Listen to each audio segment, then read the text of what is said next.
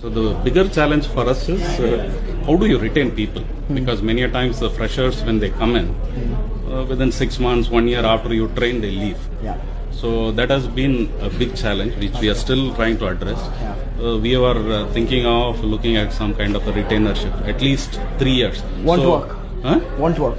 I don't know. So I'm just saving you time. Yeah. Okay. Fine. So that's why I was just trying to figure out how do we do this. So I want you to understand this. The world of business has seen 3 generations: the industrial revolution, the information revolution, and now we are in this revolution called the social revolution. Industrial revolution, people took a job for survival. They wanted basic necessity of roti, kapda, makan.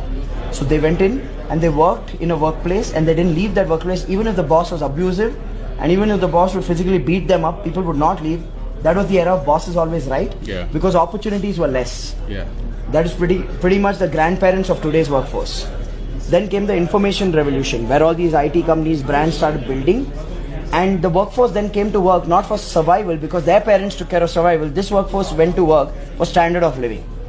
Basically get a good enough salary to pay the house EMI, the car EMI, children's education loan. Pretty much your generation. You went to work for that, for standard of living. Absolutely, yeah. Now in this generation, loyalty reduced. Now the truth is that loyalty never existed in the first place. Loyalty didn't exist. There was no option.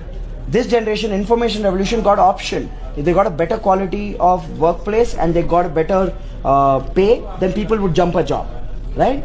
Now this was the information revolution. Then came the third revolution. After 2008's recession, information revolution died. Today information is available for free. You can learn coding on YouTube. You don't have to, it's no longer a hidden knowledge. So you need to understand, now we live in a digital revolution or a social revolution where everything is social, which means today's workforce, they don't care about survival. Their grandparents took care of that. They don't care about standard of living. Their parents took care of that. Even the labor does not care about standard of living anymore, because even labor has Dish TV and Tata Sky in their house. So if you'll say, I'll cut your pay, or if you'll say, I'll bind you with a contract, they will say, thank you so much, I'm finding another job. Today's workforce needs something else.